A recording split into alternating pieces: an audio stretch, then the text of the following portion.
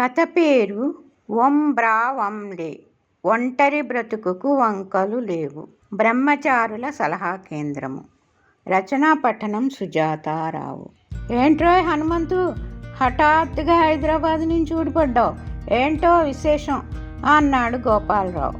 ఏం లేదు మా, ఈ మధ్యన లే ఆఫ్లో ఉద్యోగాలు పోయాయి కదా, అందుకని నలుగురు ఫ్రెండ్స్ ఒక కంపెనీ పెడదాం అనుకుంటున్నాం. కంపెనీ పేరు ఒంబ్రా వంలే అన్నమాట. అంటే ఒంటరి బ్రతుకుకు వంకలు లేవు. చెప్పిపోదామని వచ్చా అన్నాడు హనుమంతు. అదేం కంపెనీ రోయ్ అన్నాడు గోపాలరావు. అంటే బ్రహ్మచారులకు సలహాలు ఇచ్చే కేంద్రం అన్నమాట అన్నాడు హనుమంతు. మంచిదిరా, మా రోజుల్లో ఇలా సలహాలు ఇచ్చే కంపెనీలు లేకనే పెళ్ళనే ఉచ్చులో పడి ఈ రోజు దాకా గిలగిలా కొట్టుకుంటున్నాం. శుభన్రా, పోయిరా అన్నాడు గోపాలరావు మేనల్లుడిని దీవిస్తూ. మరికొద్ది రోజుల్లోనే హనుమంతు తన ముగ్గురు స్నేహితులతో కలిసి హైదరాబాద్ రావడం, ఒంబ్రా వంలే కంపెనీ వైభవంగా ప్రారంభం చేయటం జరిగిపోయింది. నలుగురు ఊహాలోకాల్లో తేలిపోతూ ఉండగా ఆదిలోనే హంసపాదు అన్నట్లు కంపెనీ భవిష్యత్తు వారం రోజుల్లోనే తేలిపోయింది. ఎలా అంటే, హాయ్ ఫ్రెండ్స్, ఇంజనీరింగ్ చదివి ఇలాంటి కంపెనీలో పనిచేస్తావా? ససేమిరా అంటున్నారా మా వాళ్ళు, క్షమించండి నేను రిజైన్ చేసేస్తున్నా అని ఒక స్నేహితుడు వెళ్ళిపోయాడు.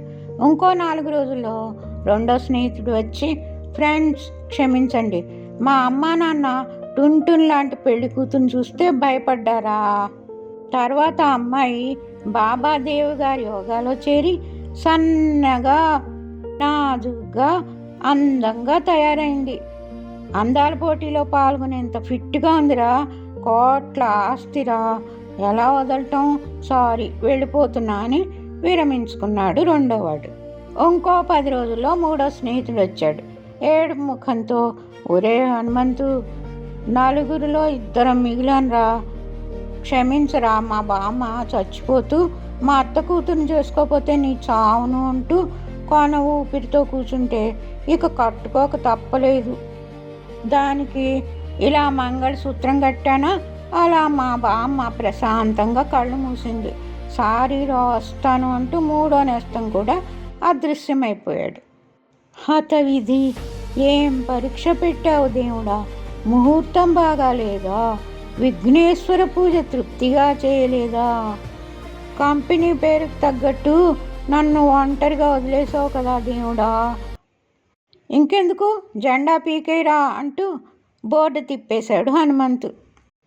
మహానగరంలో మతిలేని బ్రహ్మచారిలా ఈ ఖర్చులు భరించేదెవరు అంటూ చలో విలేజ్ అంటూ తన పల్లెకు బయలుదేరాడు హనుమంతు. సొంతూరుకొచ్చి మావయ్య అంటూ మేనమావను చూసి బోరుమన్నాడు.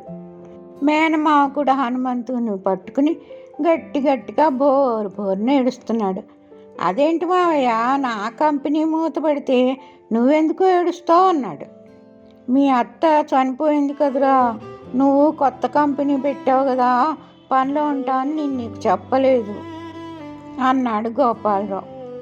నా ఫ్రెండ్స్ అంతా బ్రహ్మచర్యం వ్రతం పాటించలేని దుర్బలులు, అందుకే వదిలేసిపోయారు కంపెనీని. నేను కూడా బోర్డు తిప్పేశాను మావయ్య, అందుకే మన పల్లెకి వచ్చేసాను అంటూ ఏడుస్తూ చెప్పాడు హనుమంతు. అవును, అత్త చనిపోయిందని నాకెందుకు చెప్పలేదు, అప్పుడే వచ్చేవాడిని కదా అన్నాడు. అదేరా, నువ్వు పనిలో ఉంటావని చెప్పలేదురా, వాళ్ళు ఉన్నన్నాళ్ళు ప్రాణాలు తీస్తారనుకుంటాం కదా, కానీ మనకేం కావాలో అడగకుండానే చేసి తెలివైన మంచోళ్ళరా ఆడవాళ్ళు. అది పోయాక లోటు బాగా తెలుస్తుంది. ప్రపంచం అంతా చీకటి అయిపోయిందిరా అంటూ బోరున వెక్కి ఏడ్చాడు గోపాలరావు. ఊరుకో మావయ్య, అత్త బతికుండగా ఈ బుద్ధుంటే అత్త ఇంకొంతకాలం బ్రతికేది కదా, అత్త మళ్ళీ తిరిగి వస్తుందా చెప్పు మావయ్య అన్నాడు హనుమంతు ఓదారుస్తూ. వస్తుందిరా వస్తుంది, మీ అత్త చివరి కోరిక ఏంటో తెలుసా, నా ఒక్కగానొక్క కూతుర్ని నీ చేతిలో పెట్టమని చెప్పింది. ఏడాది తిరగకుండా ఓ కూతుర్ని కంటే మీ అత్తే మళ్ళీ పుట్టిందనుకుంటానురా, ఏమంటావు అన్నాడు గోపాలరావు. మావయ్య, నువ్వు ఈ ఫిట్టింగ్ పెట్టావా? హతవిధి బ్రహ్మచర్య దేవా హనుమ, నీలాగా ఎవరు ఉండలేరా? హనుమా హనుమా, దయగనుమా అంటూ ఆపోయాడు హనుమంతు. ఏదైనా పని సాధించాలంటే దీక్ష, పట్టుదల, కృషి ఉండాల్సిందే. కథ సమాప్తం.